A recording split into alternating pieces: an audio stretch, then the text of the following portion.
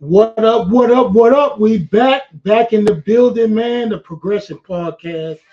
I'm here with my man, Richard Nuelife Nash. Yes, sir. And man, we gonna start it off right here with our theme. I got a theme scripture I use now. Okay. And the theme scripture it comes from Second Corinthians 5 and 17. Okay. And it says, therefore, if any man be in Christ, he is a new creature.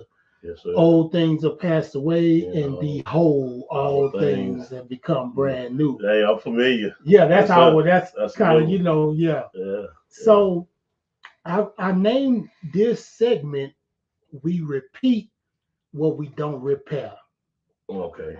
We repeat what we don't repair, Okay. and it's kind of like our past. You know, youngster, whatever we were. We learned a lot from when we was young, but we was learning wrong. Right. You know what I'm saying? A lot of stuff we was learning wrong. So they've seen you on this show before, but I want to tell you the truth, I messed up and didn't save how I was supposed to save. Right. So I want you on the whole platform. That's why we had to get you over again. Well, no doubt. Yeah, I'm coming. Of course. I'm on the way. Of course. So let's just start the first segment off. And the first segment is called Before the Bunk. Before the Bunk. So before the bunk, well, let's go way back before the bunk and tell the listeners where you from. I know where you from. Right. And I know, when you was a little junior. But tell them about little junior. Well, I was one of the bad. Well, I caught a whooping every day. That's Devil Junior. Yeah. Man, it wasn't like every time my mama punished me for something, I challenged somebody else before my mama got home. Yeah. And it was a whooping in progress. It was already laid out, like you closed every day. I was like, I figured I can get by. I can skim through it. I ain't think it was that bad, but it wound up being exactly what I didn't want it to be. Right. Yeah, that was Junior. Yeah. Yeah. So you grew up in Fifth Ward. I did. You had several spots. You was in Coke Street. I stayed in Coke Apartment Street. I stayed. Well, I stayed for the most of it. I stayed, in between Liberty Road and Collinsworth, which is right there. We call it 2 C's, right, like right. a cavalcade. Well, they say Collinsworth. The reason why they call that 2 C's for me is because that was our go-to park. Yeah. But you really think about it, I'm really from Liberty Road. But I claim 2 C's. You from Short Liberty. Short Liberty. That's what we call it. It was getting ready to end. It was getting ready to go to I forgot the name of that neighborhood down Liberty Road. But anyway, we was right there on the sharp part of Liberty Road in Lockwood by the skating ring. Yeah, everybody know that's Short Liberty. If you from Fifth Ward, you know what Short Liberty is. Exactly. So I grew up right there for 13 years. Yeah. So, from junior on up to 13 years. Yeah. We stayed in a mobile home behind my granddad's house. Oh, yeah. Sue and Richard, your mama and daddy was in the house. And my little sister Shay. And your little sister Shay. Yeah, we stayed in a mobile home. That's what I was saying. Like a lot of people don't know. Like you couldn't really just put a mobile home in front of Lockwood. Right. But we lived in the back of my granddad in the house, so we could put one back there. Okay. I grew up in a mobile home. Okay, but I'm gonna ask you a question, and I want you to let me know. Like I say, we repeat what we don't repair. What were your influences? So one day, my grandmother passed away, and I needed a haircut, and this dude named King used to cut hair, and for some reason I don't know why he ain't do a good job that day. I went over there across East Lockwood, and I went over there and got a haircut. And I came back. He put a whole lot of grease on my head to cover up the patches. Yeah. And he plugged me like 3 or 4 times. But he made it look good. he had me shining. I Okay. look like, yeah, I look like when I was shining like a soccer ball. Oh, okay. So when I get back to the house, and my mom was like, "Man, you need to wash all that grease out your head." So I washed all the grease out of my head, and I had patches missing all over my head. Hmm. And my mom said, "Son, you can't go, no, you can't go to your grandma's waking funeral looking like that." So she said, go up under that cabinet. You know, 'cause my mom used to go to beauty school, Right. and but she had all that stuff under the cabinet, and so Equipment. all the equipment. So I went up under there, got some clippers, and pretty much went to a bald head, Kanye West. I had ivory Yeah. leg, and and I cut my hair, and somebody in the neighborhood, one of the dudes that was hustling in the neighborhood, a lot older than me. Right. Hey man, come here, man. So, I mean, I'm going to club and all that. I'm young, Hmm. but I'm in the sixth grade. So I'm like, yeah, I try to chop you up. So that was one of my influences. Okay. He was one of them, and then he came over there faithfully every But week. that was a good influence, though. Right, right. So that inspired me to be cutting hair for Hmm. over I 30 years. remember. I Yeah, remember. yeah. So he was one of my influences, and matter of fact, he brought the arguments to the yard. I said, man, Yeah. y'all can't argue in the house. So they Yeah. go out there outside, and they argue outside. So that was one of the influences that for the neighborhood for me to Right. get Right. out on the off the porch. Okay. Now, crazy that I'm gonna ask you this question, cause and it goes deep. And a lot of things like I be saying stuff, and they say, "Man, you can't tell that testimony. You can't say that. That's too harsh." Okay. But I remember me and you. We was like 17, Mhm. and I called you one day, and I said, "Man, we about to go to the studio. We about to do all this stuff. We about to do this." Mhm. And then you like, "Yeah, yeah, I got you." Hey, but look, I'm not gonna make it tomorrow because I got something up. But man, I'm gonna hit you off, man. Y'all gonna be right, man. We gonna be cool. Mhm. And I was like, oh, okay. And so the next day I called your house because I called your house and your mom answered the phone. Mhm. And this is exactly what she said. She said, oh, he's not here. And I was like, oh, okay. Well, tell him we got to go to the studio. We got to do this. We got to do that. And this is her exact words. She say, Double O, Rich is in trouble. Could you tell us what that trouble was? Yeah, so I don't know if y'all remember Ali Sadiq. Ali Sadiq, the comedian out of Houston. Yeah. So we was on this case that we caught, and I went on a high speed chase. That was the case that I before I thought it was gonna be a case. Mm. That was the case that you were talking about. Yeah. And I was telling you that we're gonna be all right Yeah. when we Yeah. come up out of this, but the picture didn't come out. That movie didn't come out like Yeah. we So what planned. happened though? So we was down there in Baytown, and we went to a McDonald's, and the deal was already being talked about before I even came in it.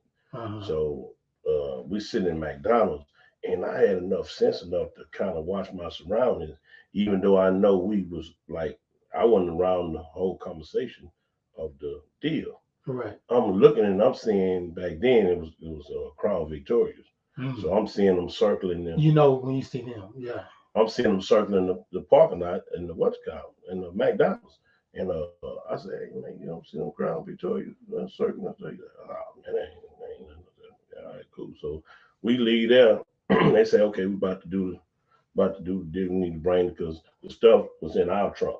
Mm-hmm. So there's two people in the front seat and I'm in the back seat. And like I said, Ali's deep there in the hotel already. And we pull up to the Shoney's. Shoney's. Oh yeah, I know they had the hotel and the breakfast spot. I forgot the name of the hotel, but it's Yeah. always was the Shoney's and something else in Mm-hmm. front of them. But Shoney's had a hotel before. right. It was a hotel called Shoney's, Oh, okay, okay. and it had a restaurant outside. Oh, yeah, yeah, Mm-hmm. yeah. Well, we didn't get to go in neither one of them. I Yeah. did. So we pull up on the side of the place, and that's when the deal's supposed to take place, or whatever. Right. But at least D and my other partner in the room, they was already getting arrested. Right. And from that point, when we realized that this was a setup with the laws, well, we went on high speed chase. We closed the trunk, jumped in the car, jumped through the ditch, jumped on I-10, and speed all the way. So of course, I know the east side. Uh-huh. I tell them let's get off on Uvalde. Yeah. So we get off on there and make a left going down Market, and we still on the high speed chase. So by now we got Baytown laws behind us, we got the feds behind us, and we got the HVD. sheriff Oh yeah. from Dale. The sheriff's picked up on us. Oh wow. And then when we hit Uvalde and go down Market, that's when HPD coming from this way. But by then they already had the helicopter. Yeah. Oh yeah. You ain't getting away. So for some apparent reason, uh, I'm thinking I could jump out and take off running. Well, we run into a fire hydrant. I jump out the car and start running.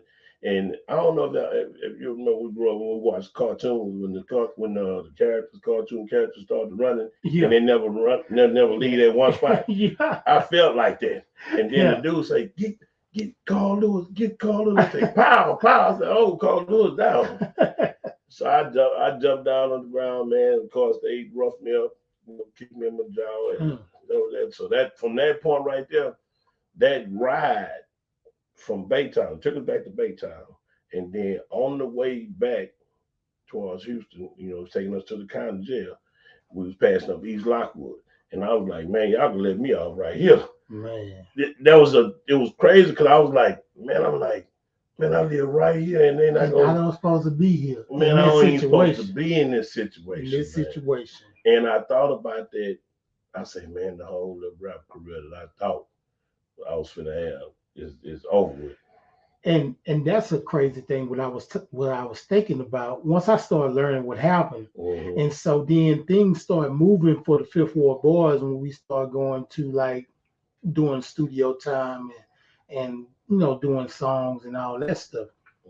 And so by you being in the wrong place at the wrong time, but you thought it was the right place at the right time, but it was the wrong place at the wrong time. Right. Now you don't get to partake in that first album. Right. The Fifth Ward Boy album. Well, I at least had a little kickoff start thanks to you. Yeah. The rhymes, we all knew each other rhymes. That was a cold thing. Like we all practiced and we knew each other rhymes. I say, man, well, we got these songs already done. I don't have to say his rhymes, man. Right. So I started rapping his rhymes. Me and Rock did some too, but we condensed it. Fifth Ward Boys.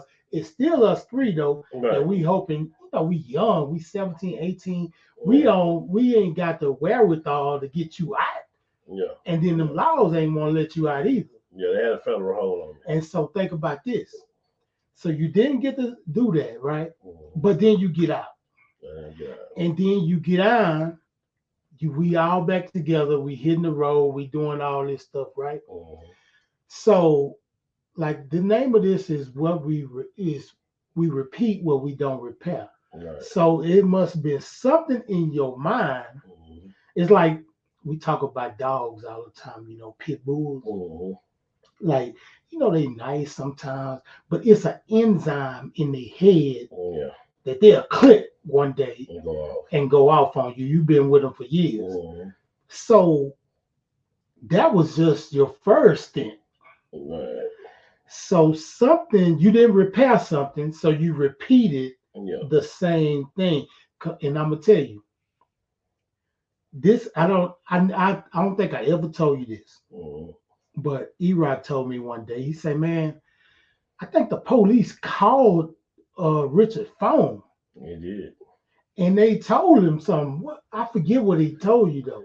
He called. They called my phone because by then the you talking about this last the second one? Okay, yeah. So what happened was they had a dude that was selling these sidekick phones, flip out, so it was real, classic, what I'm saying, some up to date type stuff, and so they had the dude that had the snitch had then told them the confidential informant Yeah, had yeah, then yeah. told them that He'll snitch too. Yeah. right. So you can talk to him and talk to him about that. So I'm thinking that the little dude then got jammed up with the phone that he had. Hmm. So when they called, they was like, "Hey man, we doing." He said, "We doing a thing on these phones, and is this Richard Nash?" And I was like, "Yes, sir." He was like, "Well, yeah, we doing such so on the phone, and we just trying to." I say, "No, I got my own phone. I paid for my phone. I don't steal. You know what I'm Yeah, saying?" yeah. So when he said that, he clarified my name was to make sure that he was talking to the right person.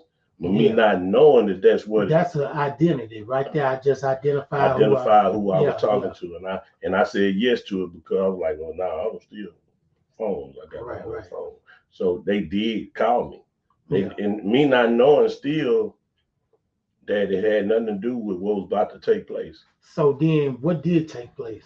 So the dude that was confidential informant, he came down and bought some drugs, and he got caught in the bus station. Okay. And so what they did was, so they locked him up, but he did a deal with the DA that he'll bust who He'll get whoever was he down bought there, the dope from. and you was one of them dudes. I was the dude. I was the dude Yeah, that he yeah, always thought, yeah. yeah. So he came back. He came back and bought some again to make it look good. Right. So I was like, oh, okay, well, So he now just you in though. right. So now I'm like, okay, well, the time he was missing wasn't nothing wrong, 'cause I Yeah. had talked to his daddy. His Right. daddy said, yeah, he in a little trouble because he said he was going home to beat his girlfriend up. Wow. So I thought that's what. So I said, well, I mean, if he need my help, I help him out, whatever, just let me know. He said, okay, well, and I ain't catch on to his dad say he in a little trouble in Texas. Yeah. I, He told you. yeah. So, so when he come back and he asked to borrow one of my shirts to wear to go back home in. That was the shirt that he was trying to give me when he came back so he can know that this was the shirt, another identity. Right. I was like, man, just keep the shirt. I ain't tripping on leaving in the room, whatever. And we go and we sitting, me and him sitting in the car, and no, he's standing outside the car. We had Shauna's again. Right. It's on the southwest side this Yeah, time. yeah. And I'm in the car with two police officers, not knowing I this, know. and they had a wire in the car, but he had a wire on him. So by both of the wires being on at the same time, it was It's so that cross. it didn't pick everything up Right. as far as that conversation. And I'm looking at $166,000 right here in a Fiesta bag. So this whole thing is looking like Yeah. it's looking like it's this If I can make it today, it's over. It's good. this a done deal. Yeah. And that day, that man rode all that day until his battery went down, and we came up with all kind of solutions to fix the problem, just to get it done. Right. And I ran into the dude from Street Military, uh, Icy. Icy Hot. Yeah. He had a backpack on. I was walking. I said, "Yeah." I said, "Man, I'm gonna get give me your number right quick." So I got his number and all that. And then that was the last time I had seen him. And man, I that night I seen the same people that had chased me Hmm. in Angus home. They chased me, and they was following me. They wasn't chasing me. They was following me, but I shook them. Right. And I went through this little spot, and I know went off 249 and made it. I'm like, man. So anyway, make a long story short, we all the way on the southwest side now this time, and I see these same laws, but then they like I'm seeing them, but I'm on the Right. X pill. So Yeah. like it's like transforming to me. Yeah. But I actually see these people. So I tell my homeboy, I say, hey man, look at them dudes that just came through the gate. They kind of look like the dudes that were chasing us that day. And he said, "Oh no, I see him. No, that's a different car. They ain't saying, but I'm seeing all the stuff that's happening. So we go inside this house, go inside the apartment, and I go outside to look for my sidekick phone. Mm-hmm. And they call me and tell me, hey, come back in the house because he's getting scared. He think you're going out there to get something, and their stuff is on the way. I'm like, Right. I'm not supposed to bring no stuff. Ain't nobody gave me no money. Right. But they did. Hmm. So as soon as I walked in the house, I said, hey man, can I, follow me? He's like, huh? I said, can I follow me? He's like, As soon as I sit down, man, knock on the door. He said, who is it? Police. I say, the police? Who called them? They not supposed to be here. Yeah. I said, man, all I could think was everything for sure this time. Right. Is over with. I'm not gonna never get to rap no more. I'm gonna be away from my family, my kids, and all that stuff, man. And man, my life had flashed before me, and then I thought about it and say, man, I'm gonna wind up losing my mom and my dad in prison. Cause I'm not gonna snitch on nobody. Right, so I was like, whatever they give me or whatever time I get, I'm gonna do it. Yeah, so, yeah. And that was my life flashed before me that day. Yeah. I ain't gonna lie. I did though, real quick. I did see the informant in a dream on a bus. Because he was going back and forth on the bus. Right. So I get on the bus in my sleep and I'm walking down the aisle and he at the back of the bus. He the only person on the bus. And I wanted to ask him, why you do this to me, dog? And right when I was getting ready to ask him, he like, man, he was about to explain himself. And then I woke up and I was crying in my sleep. So that was like, man, you got to do something different this time. Man. Yeah. And so you ended up on that case, you ended up doing like 7 years, right? I ended up doing 7 years. On a 30 or something. On 35. Like 35. Yeah. So you ended up doing 7 years.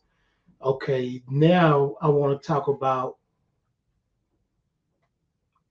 that you went that first time, repeated the same get this lit thing, and so now it's time to repair your whole mindset, right? Right. So in that 7 years, you repaired your mindset through the Texas Department of Corrections. Right. And they say it's the corrections to correct you, right? Or something, right? Yeah. So I think it's all in the mindset, because some people don't get corrected. They go down there and then they, right? Because we did it too. Yeah. We did some and then did it again. Yeah. But what made it different this time after the bunk that you came home? What made it so different that you knew you weren't gonna go back to do that? Because when I first got locked up, and when I went in the county and I got my time, they call you to sociology. So when I went to sociology, the lady asked me what did I want to do, as far as like when I go to prison and when I come home. And I said, well, I want to drive trucks. I was trying to think of something I know make money and I know it's gonna be some, yeah. And she said, well, they got truck driving down there. I said, well, put me down. So she wrote me down for truck driving.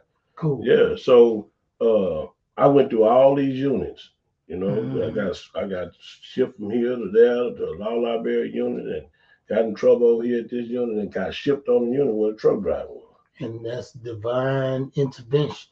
See what I'm saying? I'm like, I'm like, okay, well, I'm over here now, but I still want to go home. It's not that I ain't really care too much about getting in the truck driving because I was in general population in regular business. I went on the camp. So I wound up getting on the camp and I put in for truck driving, but they were saying that I was too old. They wanted younger dudes in it, and I had too much time.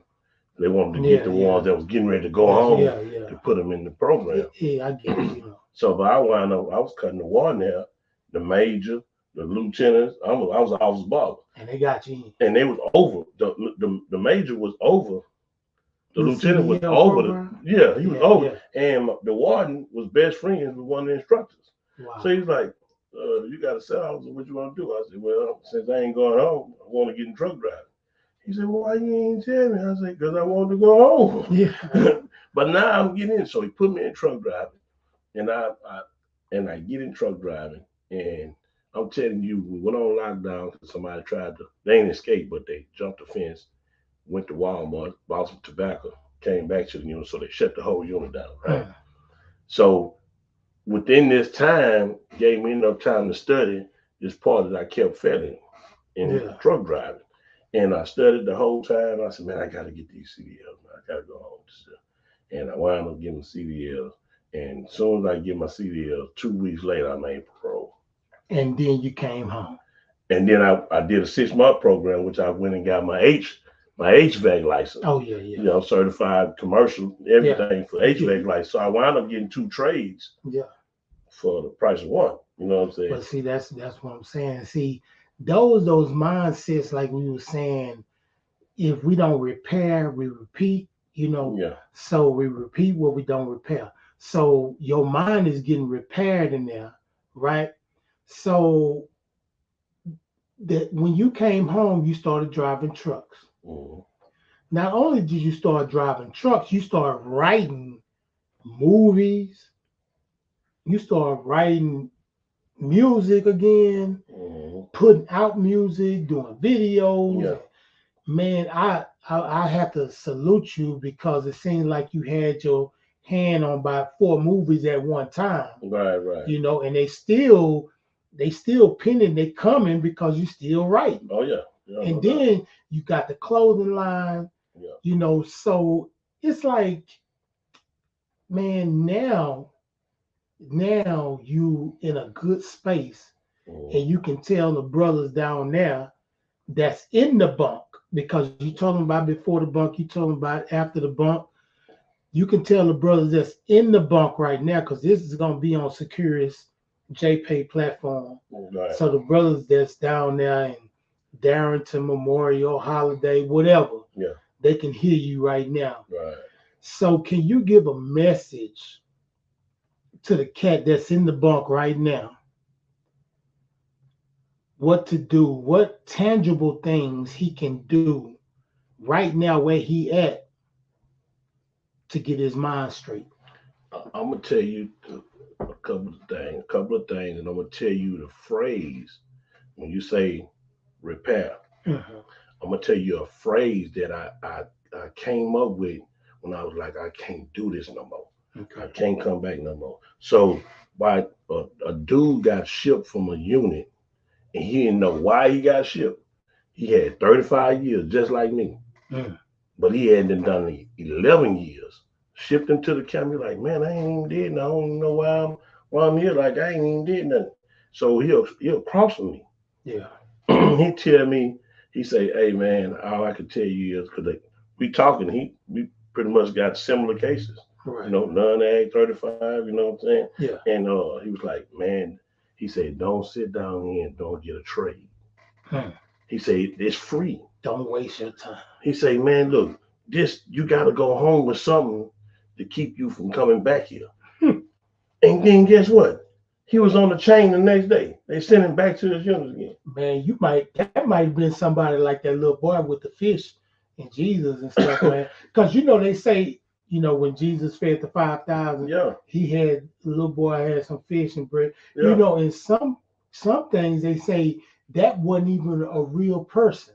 Right. It was just everybody seen him that day. Yeah. But nothing was said about that little boy later on. Man, he was just there a couple of days enough to communicate with me because I was a set.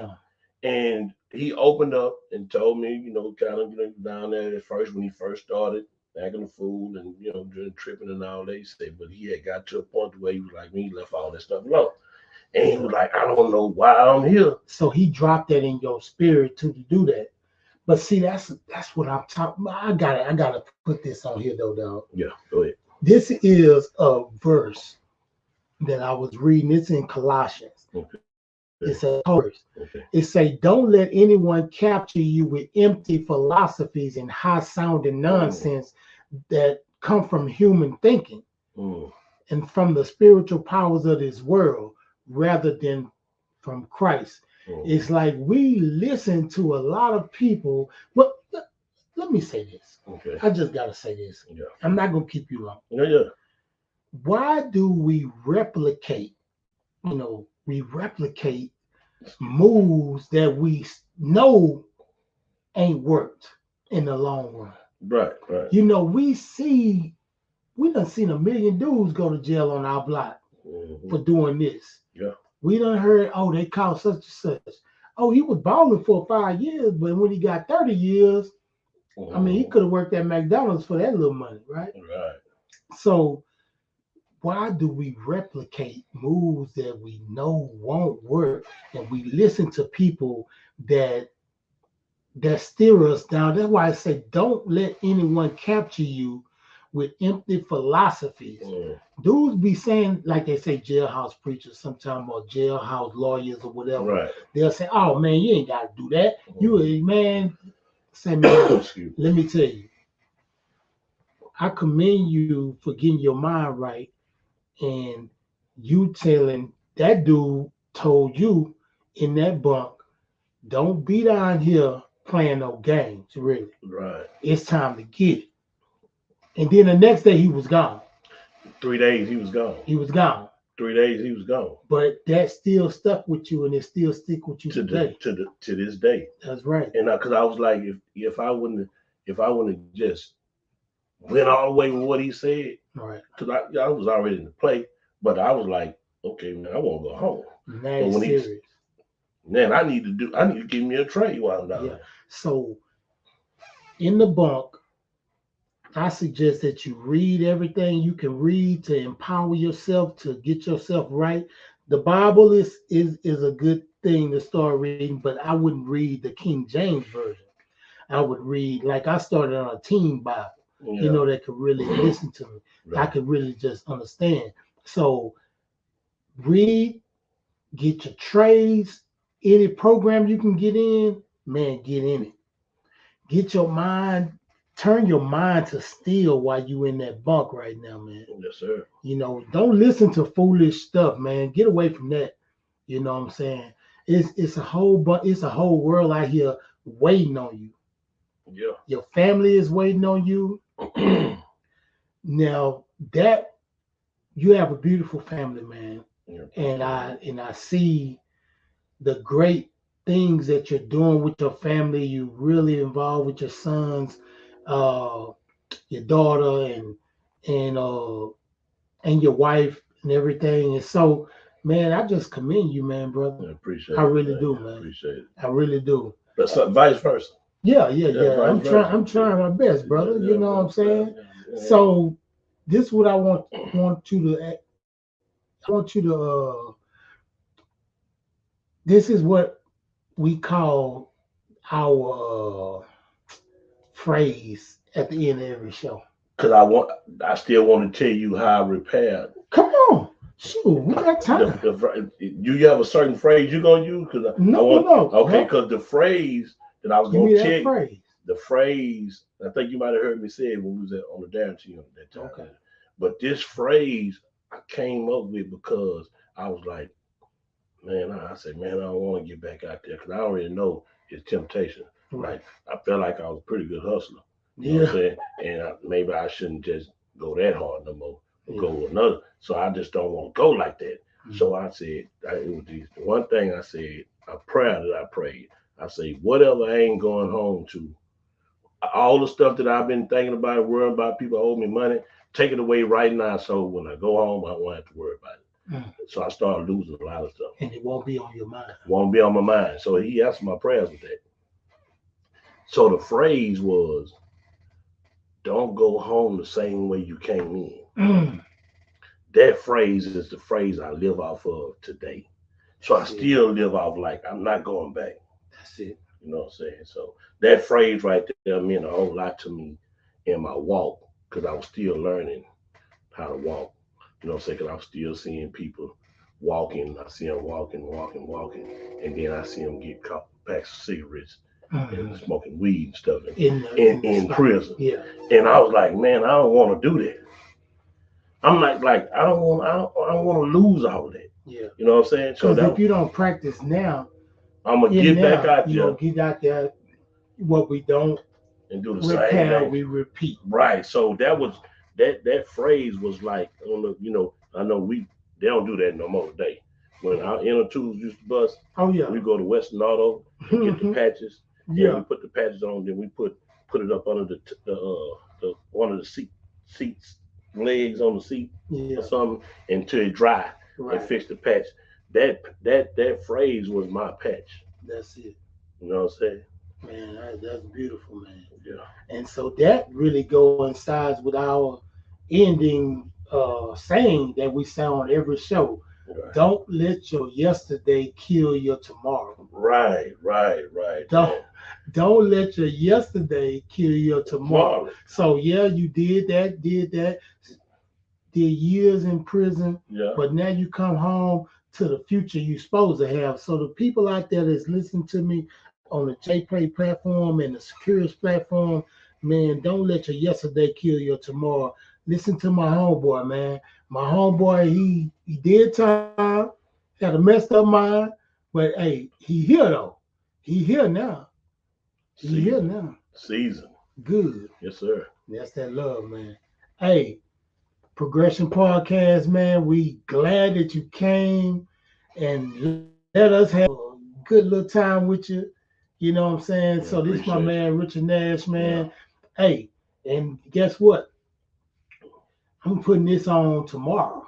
Man, put it on. I'm putting this on tomorrow. It's Man, gonna put be it on. live on tomorrow. I got you. Okay, man. I Hey, got man. you. I'm gonna give it to you today though. Good. I appreciate But that. yeah, Yeah. but it's gonna be live tomorrow, guys. Okay. So you got an iPhone now, so you can listen to on the iPhone. But I got everybody on Samsung or you got Google, whatever. Right. They can listen They to. still can. You still can Yeah, get it. everybody can get Yeah. it now, man. Mhm. God has showed favor, dog, and so, man, we just gonna keep pushing, man. Hey, man, brother, I We're love gonna you, keep and pushing. I appreciate you. Having me here. You know That's what I'm what's saying? up, man. And hey, yeah, we gonna keep pushing. Hey, man, the Progression Podcast. We thank you, man. My man, Richard Nash. Give it up.